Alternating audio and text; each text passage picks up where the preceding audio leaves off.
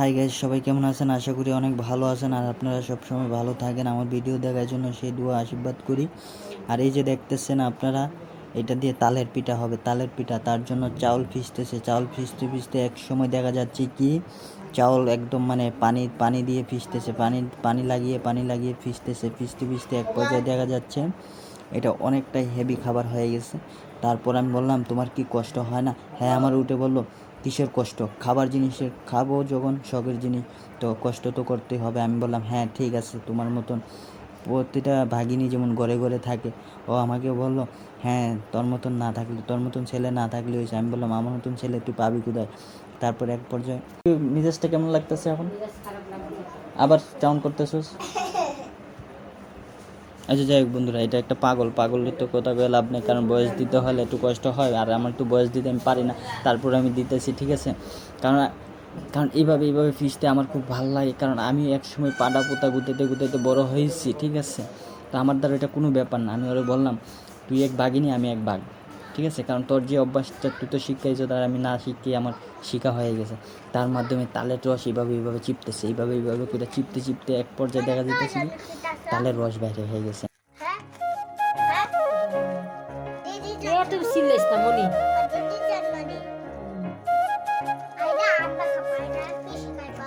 মাসি মাসি খাইব আইডা আমরা থাকলে না কেন মা কেন জিগে দেখতে তো বেশি নাই কেন কেন নাই বেশি আসলো এখন নাই কেন করোনা সময় গেছিল কি ইন্ডিয়া কেন ইন্ডিয়া গেছিল কি গুলি মারছিল না গুলি মারাতে তো খুশি হইতে আমি থাকতাম বাকি তারপর ফিশি তারপরে বই দিছ না বই নাই কেন তোর সাথে তো মাত কেন বেন কেন কম না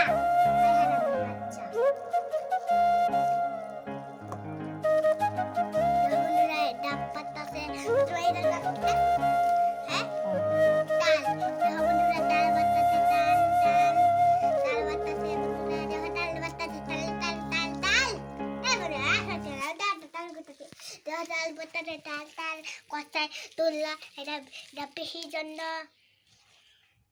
এটা মাসির জন্য এটা মাসির জন্য এটা দিদির জন্য এটা আমার জন্য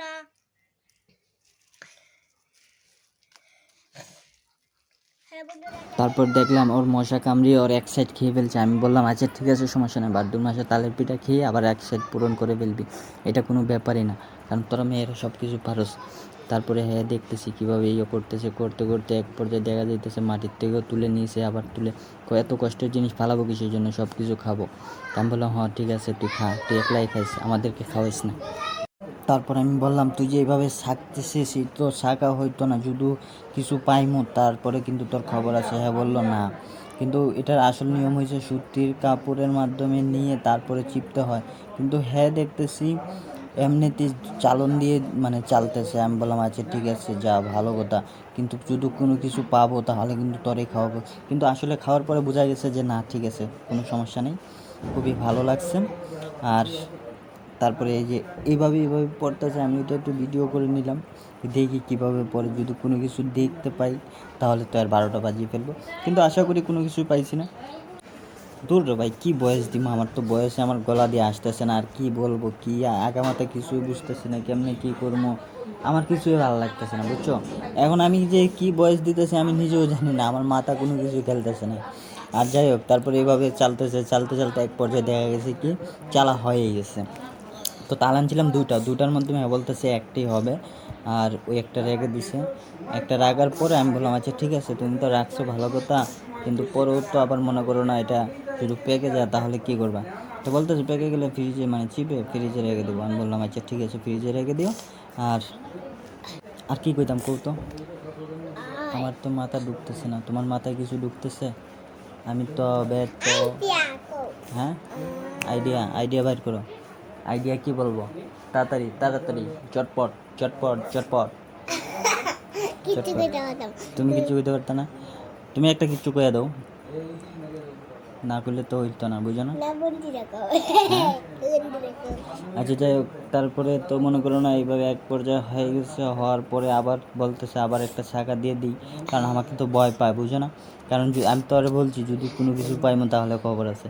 তারপর বলতে আচ্ছা ঠিক আছে, একবার না দুইবার ছাকবো। তারপরে আমি বললাম আচ্ছা ঠিক আছে, দুইবারই ছাকো, যেন খেতে যেমন ভালো লাগে। আর যদি ভালো যদি না লাগে তাহলে কিন্তু খবর আছে। আর আমার আমার তো রাগ তো সবাই জানে কম বেশ। তারপরে তো আর কি, হ্যাঁ দেখতেছি এটার মেয়ে মানে ইয়ে করতেছে, এটা মানে মানে গুনিস কী যেন বলে, আছে যাই হোক ওইটা করতেছে। এখন করার পরে দেখতেছে কি এই ড্যাগে হবে না, বড় একটা ড্যাগ লাগবে। তারপর আমি বললাম কী রে, তুই কতজনকে খাওয়াইবি আর কতজনের জন্য করতেছ, নাকি 1 বছরের জন্য বানাইতেছস? আমি বলছিলাম 2-3টা বানা, 2-3টাই খাই। কিন্তু হ্যাঁ দেখা যেতেছে কেমনে কেমনে এটা অনেক বড় করে ফেলছে। বড় করার পরে দেয়া আমি বললাম আচ্ছা ঠিক আছে, বড় যখন করছো ড্যাগ একটা লো বড়, এই ড্যাগে তো আর হইতো না। তারপরে দেয়া হ্যাঁ এখন অনেক কিছু এখন না ওই বই আমি কই ওই তো না, হ্যাঁ আমার কথা কোনো দামই দিচ্ছে না। তারপরে আমি বললাম কি আচ্ছা ঠিক আছে, তুই তো আয়া দেখাইবি। তারপরে কেমনে কী করতেছে আর মাথা মনে আর কিছু ঢুকতেছে না, লাড়তে পারতেছে না। আমি বললাম আচ্ছা ঠিক আছে দেখি, আমিও দেখতে থাকবো তুই কী করস। তারপরে হয় দেখি এরকম করতেছি ছেঁচড়া তো অনেক ছেঁচড়া টাইপের মানুষ, যে মানে এগুলো মানুষে বলে ছেঁচড়া টাইপের মানুষ। কারণ এগুলো এক কথা বললে শুনে না। কারণ তুই যখন খাইতি বানাইতি তাহলে একটা বড় একটা ডেকে নে, কিন্তু না। তারপরে যে আমার কথাটা তার মনে রাখছি, মনে পড়ছে। তারপরে দে আরেকটা নিচ্ছে, তারপরে আমি বলছি এটা তো হবে না। তারপরে আমার কথা শুনে নেই, কয়টাতেই হবে, এটাতেই হবে। আমি বললাম আচ্ছা ঠিক আছে, ও হ্যাঁ দেখা আমার। এখন শেষ পর্যন্ত দেখা গেছে কি কী আর হবে, এই সেম টু সেমই হয়েছে। হয়তো সামান্য একটু গ্যাপ মানে গ্যাপ রয়েছে, ওই গ্যাপটার মাধ্যমে মানে পূরণ করে ফেলছে ভাগিনী তো। কারণ এরকম ভাগিনী তো মনে করো না অলস, মানে অলস যাকে বলে। আমি বললাম এর থেকে একটু বড় নিলেও পারতি, বড়াইবি যখন একটা আর একটু বড় চেয়ে না। তারপরে তো বাসন তো ধোয়া লাগবেই। তো আমার কোনো কথাই শুনছে না। তারপরে না শুনে এদিকে একা একাই আবার চেক করতেছে, ও সেই মিষ্টি সেই। তারপরে আবার বলতেছে কি না আর একটু রস দিই। আমি কি সবগুলা দে, হ্যাঁ বলতেছে না এখন আটা দেওয়া লাগবে। আমি বলছি আচ্ছা ঠিক আছে, আটা দিতে হয়, আমি তো জানতাম না। তারপরে আটা দিচ্ছে, আটা দিয়ে এটা ভালো টিকে মাখতেছে, মাখতে মাখতে মানে পুরা তেনা তেনা বানিয়ে ফেলছে, ঠিক আছে। তারপরে হ্যাঁ আমাকে বলতেছে না হইছে না, আরও লাগবে। আমি বললাম আচ্ছা আরও যদি লাগে তাহলে দে, আর তো আমি বয়স দিতে পারতেছি না, এখন আমি কী করবো? দূর ভাল লাগে না কিছু, কী যে চালাই পড়লাম দে। দূর তুই কিছু কইবি না, কিছু কইলে ক। আর এক পর্যায়ে দেখা যেতেছে শান্তে গুড় তো তুই মাটিতে ফেলে দিস, এটা কুত্তার বাচ্চা রে, মজাই লাগে খাইতে না। আচ্ছা যাই হোক, তারপর তো এক পর্যায়ে দেখা যেতেছে কী করতাম আর কিছু মাথায় ঢুকতেছে না।